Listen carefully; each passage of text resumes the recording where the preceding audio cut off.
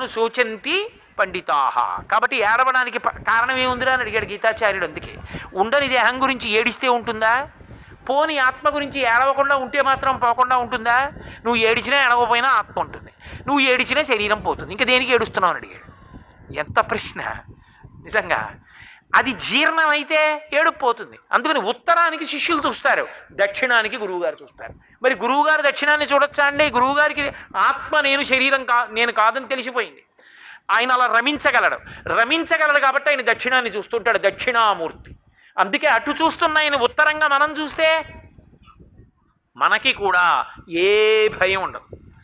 బాహ్యంలో కోరికలు తీరుతాయి, ఆంతరమునందు ఎన్నో యజ్ఞాలు యాగాలు చేసినటువంటి దాని వలన వచ్చినటువంటి ఫలితం ఈశ్వర కృప జ్ఞానము దేని వలన వస్తాయంటే దక్షిణామూర్తి ఉపాసన వలన వస్తాయి. అందున చిత్రం ఏమిటో తెలుసా? మీకు ఏ స్వరూపంలోనూ కూడా సాధారణంగా పరమశివుడు లింగస్వరూపిగా ఉంటాడు. ప్రతి దేవాలయంలో ఒక్క అసుర సంధ్య వేళ దాటిపోతే కవచం పెట్టేస్తారు. శివలింగానికి కవచం పెట్టేశారు అంటే శైవాగమంలో అర్థం ఏమిటంటే నంది శృంగాల్లోంచి చూడవద్దు అని. తప్ప మీకు పాదాలు కనపడతాయా? కనపడవు. పరమశివుడి ఆవిర్భావమూర్తి అని ఒకటి ఉంటుంది. శివలింగం దేవాలయం వెనకాతలు ఉంటుంది, గోడలో పెడతారు ఆవిర్భావలింగం అని. దానికి శివలింగాన్ని చించుకుని ఒక మూర్తి ఉంటుంది. దాని తల కనపడదు, పాదాలు కనపడవు. అది మహాశివరాత్రి నాడు వెలిసినటువంటి జ్యోతి స్తంభంలో ఉన్నటువంటి పరమశివుడు. కాబట్టి ఆయన పాదాలు కనపడవు ఎప్పుడు. అసలు నిజానికి పరమశివుని పాదములు దర్శనం కావు, విష్ణువు పాదములు దర్శనము కాకుండా ఉండవు. విష్ణువు పాదాలు ఎప్పుడూ దర్శనం అవ్వాలి, శివుడి పాదాలు దర్శనం కావు. అటువంటి పరమశివుని యొక్క పాదాలు దర్శనం చేయడానికి అవకాశం ఒక్క దక్షిణామూర్తి గాని. ఎందుకని? ఒకటే కారణం, సంప్రదాయ శిష్యుడు పాదం పట్టుకోవడానికి గురువుగారు తిరస్కరించారు. అసలు మంత్రోపదేశ ప్రక్రియ ఎక్కడ ప్రారంభమవుతుందంటే గురువుగారు తన పాదం చాపుతాడు. చాపితే శిష్యుడు ఒక్క పాదాన్నే పట్టుకుంటాడు. ఒక్క పాదాన్ని గట్టిగా పట్టుకుని తల ఉంచి తను పట్టుకున్న చేతుల మీదే తన తల ఉంచుతాడు. ఉంచి భోరును ఏడుస్తాడు. ఇన్ని జన్మలు ఎత్తాను గురువుగారు, ఇన్నాళ్ళకి దొరికింది మీ పాదం, నన్ను అనుగ్రహించండి అని అడుగుతాడు. అందుకే విదితా కిల శాస్త్ర సుధా జలధే మహితోపనిషత్కదితార్థనిధే అంటే కిందకు వంగి ముట్టుకుంటాం జగద్గురువుల పాదాన్ని, ఎక్కడుంటే అక్కడే ఉన్నాయని. గురువుగారి పాదం పట్టుకుంటే గురువుగారు ఉపదేశం చేస్తారు. గురువుగారు శిష్యుణ్ణి ఎంతో అనుగ్రహిస్తే, తనిచ్చిన మార్గంలో పండుతున్నాడనిపిస్తే గురువు తన పాదాన్ని తల మీద పెడతాడు, శిష్యుడి తల మీద. అందుకని గురువుగారు శిష్యుడికి పాదం కనపడకుండా అట్టే పెట్టకూడదు, కనపడాలి శిష్యుడికి.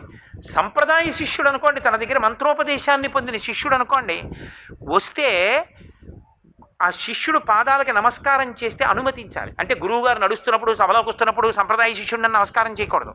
సంప్రదాయ శిష్యుడికి అధికారం ఏమిటంటే గురువుగారి అనుమతి తీసుకుని ఆయన అనుష్ఠానం చేసుకున్న తర్వాత నమస్కారం చేసుకోవాలి వెళ్ళి. అది వాళ్ళకుండే అధికారం, అది వాళ్ళకుండే గౌరవం. కాబట్టి గురువే, గురువు పరమేశ్వర స్వరూపుడు. అటువంటి గురువు ఇబ్బంది పడకుండా చూసుకుంటూ ఉండాలి. ఎప్పుడు గురువుకి ఇబ్బంది కల్పించకూడదు, గురువుని నిగ్రహించడం, ఇబ్బంది పెట్టడం చేయకూడదు. గురువు ఎక్కడున్నా అనుగ్రహిస్తాడు. కాబట్టి ఆ గురువు పాదం కనపడాలి. అందుకే ఆయన వీరాసనం వేసి కూర్చుంటాడు. దక్షిణామూర్తిగా పరమశివుడు కుడికాలు కింద పెట్టి ఎడమకాలు పైకెత్తి మోకాలు మీద వేస్తాడు. ఒక్క రామచంద్రమూర్తి శిష్యులకి ఉపదేశం చేస్తుంటే కూర్చుంటాడు అలా. పరమశివుడు దక్షిణామూర్తిగా కూర్చుంటాడు. అప్పుడు మీకు పాదం కనపడుతుంది, ఇటుపక్క పాదం కనపడుతుంది, ఎడమ పాదం కుడికాలు మీద కనపడుతుంది, కుడి పాదం భూమి మీద కనపడుతుంది. గురువుగారి వంక చూస్తుంటే గురువుగారు ఏం చేశారు? వీళ్ళు మాట్లాడారు శిష్యులు. గురువుగారండి ఆత్మ ఏమిటండి? గురువుగారు ఆత్మ అనుభవంలోకి ఎలా వస్తుందండి? ఈ జనన మరణ చక్రం నుంచి బయటికి ఎలా వస్తామండి? సంసారం ఎలా పోతుందండి? ఇన్ని అడిగారు. ఆయన ఏం చేశాడు? ఏమీ మాట్లాడలేదు. శిష్యాస్తుచ్ఛిన్న సంశయా ఇలా అన్నారు, అంతే పోయింది. అంటే ఇక్కడ మీరు చాలా జాగ్రత్తగా అర్థం చేసుకోవాలి. అవతలవాడి అజ్ఞానం పోగొట్టడానికి సాధారణంగా ఏం చేస్తారంటే మాట్లాడి పోగొడతారు. అది ఒక ప్రక్రియ, మాటల ద్వారా పోగొడతారు. అయితే అన్ని వేళలా మాట్లాడి పోగొట్టాలని మీకేమీ అక్కర్లేదు. ఎందుకో తెలుసా? పూజ చేసుకుంటున్నాడు, పూజ చేసుకుంటూ ఎవరితోనైనా మాట్లాడాడు అనుకోండి, అప్పటి వరకు తాను పూజ చేసిన ఫలితం వాళ్ళకి ఎడుతుంది. మాట్లాడకూడదు. ఆచమనం చేశాడంటే ఇంకా మళ్ళీ మంత్రపుష్పం తర్వాత పీట మించి లేచిపోయాకే మాట్లాడాలి, ఈ మధ్యలో మాట్లాడకూడదు. అలా మాట్లాడితే వాడు అవివేకి, వీడు చేసిన పూజ వాళ్ళకి వెళ్ళిపోతుంది. కాబట్టి నైవేద్యానికి పళ్ళు పెట్టడం మర్చిపోయింది భార్య, పూజ అవుతోంది, ఏం చేయాలి? అప్పుడు ఏం చేస్తాడంటే చిటికేస్తాడు. ఆమె జాగ్రత్త తెలుసున్న వ్యక్తి, ఈయన చిటికేసాడంటే వింటూ ఉంటుంది, గబుక్కుని ఏదైనా మర్చిపోయామేమో ఉపచారం అని. ఆ చిటిక విని వచ్చింది, అంది అన్నాడు అంటే అంది అంటే నైవేద్యానికి ఏది అని పరిగెత్తుకెళ్ళి 4 పళ్ళట్టుకొచ్చి అక్కడ పెట్టింది, నైవేద్యం పెట్టాడు. ఇప్పుడు నోటితో అడిగాడా నైవేద్యానికి ఏదని అంటే ఆవిడేమంది? పళ్ళు తెచ్చేసిందా? మాట్లాడితేనే అర్థమవుతుందని మీరు ఎందుకు అనుకుంటున్నారు? ముద్ర ద్వారా మాట్లాడడం అని సంకేతం ఉంటుంది, నోటితో మాట్లాడరు.